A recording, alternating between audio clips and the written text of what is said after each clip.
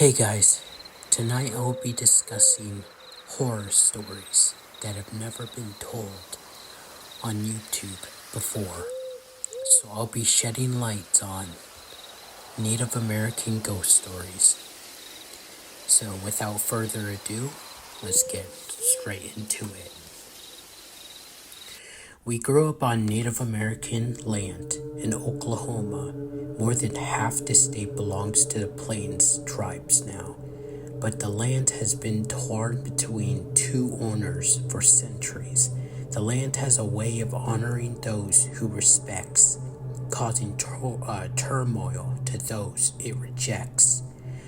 There are many stories of this passed down from generation to generation, even within my own family. Tribes cursed the land when they were forcibly removed from it. The land listened. Have you ever heard the legends of the Crow tribe surrounding the Crazy Mountains?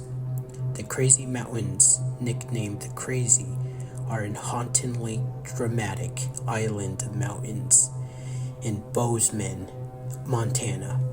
Local lore is that the land is haunted by a woman whose whole entire family was unalived by a group of native people. The Crazies are unsurprisingly familiar with making headlines regarding missing people, most recently in the bizarre disappearance of Hunter Aaron Hedges, who vanished in 2014. Even though he had a working cell phone, walkie-talkie, and GPS, no dog could pick up his scent, and his body wasn't found for 2 years. 15 miles away from where he was last seen, there are native stories passed down through Crow tribe that they cursed the mountains to make the white man go crazy if he was to ever step foot in them. Another myth is of a man named Samuel, part of the Lewis and Clark exhibition, who wandered into the Crazies and disappeared. His journal was later recovered, full of frightened scribblings of headless ghosts, demons, and talking animals.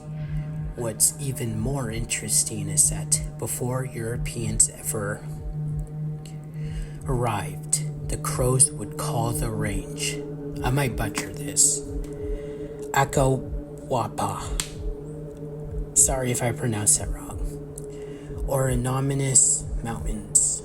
Other tribes wouldn't dare follow the Crows into them because it was said the Crazies gave the Crows supernatural powers. These mountains have held many secrets for many years. The list of secrets continues to grow with each disappearance. This is not quite a horror story, but these are superstitions from the Haudenosaunee people that just might save your life one day. Number 1, if you hear someone calling your name, but you also know they're not supposed to be there, don't respond, especially if they are out of sight and insisting you to come to them. Number 2, always play group names in counterclockwise order, otherwise you're playing with the dead. 2.5, also don't eat in the dark. This is considered inviting the dead to eat with you. If you can extend your hand all the way out and still see it clearly, then you're fine. Number 3, don't play card games past midnight.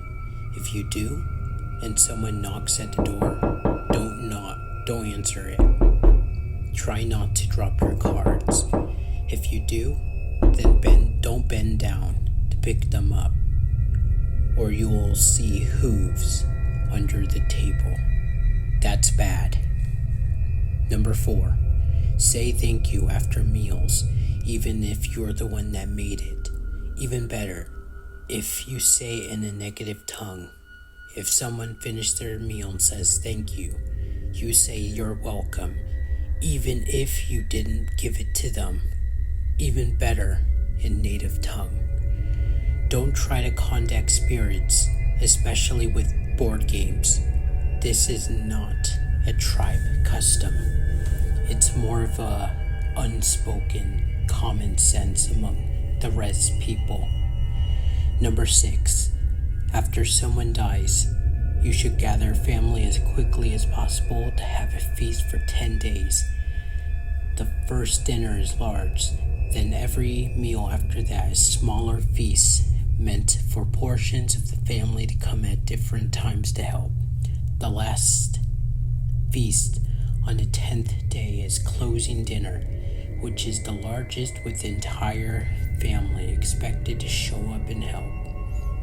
For every meal of these 10 days, put out a plate of the deceased favorite foods first, contrary to Rule 4. Do not say thank you at any time during these 10 days. This is because it is believed that it takes the dead 10 days to relive their life before they pass on.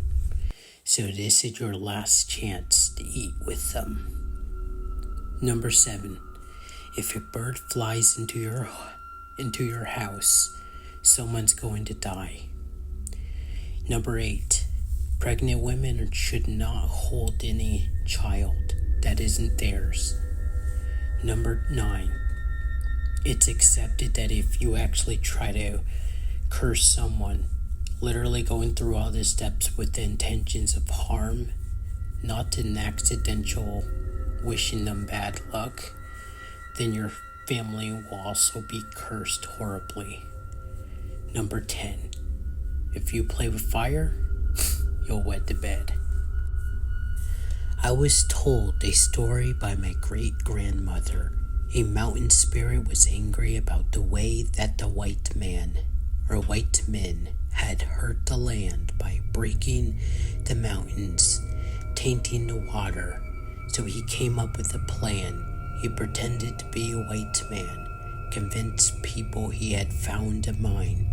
Every day he would appear to be growing richer and richer, and finally the white men grew greedy, decided to take the mine for themselves, followed the spirit into the mountains, and every day men would try to follow the spirit into the mountains, but none ever returned. This continued every day because the white men cared more about the copper than the mountains, lands, and water. It is still happening even today. The spirit takes their bodies somewhere.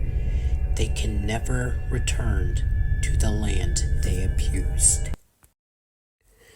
A recent story my friend told me was about 2 of his cousins whom were raised by their grandmother, and she would take off in the night around 10 o'clock when she would put them to sleep. Well, one night they decided to pretend to be asleep to stay up and see what the grandma was doing at that time of the night. Turns out she would go to the shed for an hour, come out with her whole body covered in paint, while the top of her head and torso were covered in animal skin. They were shocked because she was the typical kind grandma who was always dressed in nice and had her hair fixed in a bun. She took off into the darkness of the woods, later coming back before dawn with her hair all messy, with leaves in it, blood on her skin. She would go back into the shed, clean herself up, go make breakfast for them, like it was totally normal. Goes to show you how you may never truly know someone. Walking Sam sulks in the shadows of the Pine Ridge Indian Reservation in South Dakota. convinces people to commit suicide, especially young people. He's 7 feet tall, very thin, has no mouth. When he stretches out his long arms, nooses hang down with Lakota children hanging from them. Walking Sam finds you when you're alone, puts thoughts in your head until you feel worthless and unalive yourself.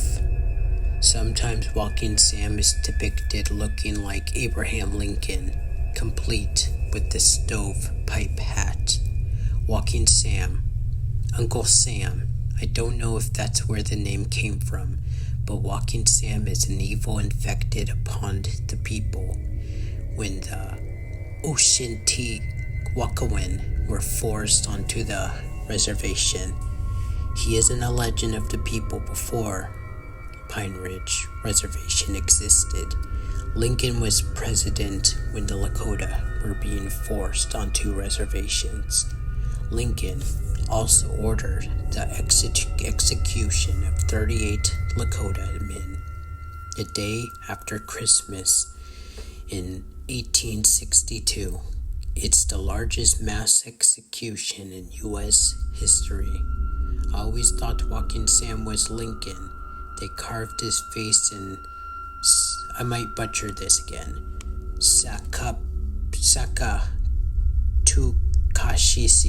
Kashi.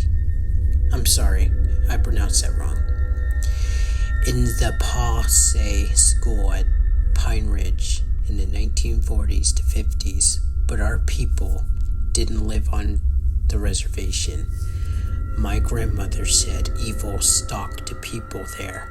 My father never wanted us to ever visit any of our cousins or his uncles there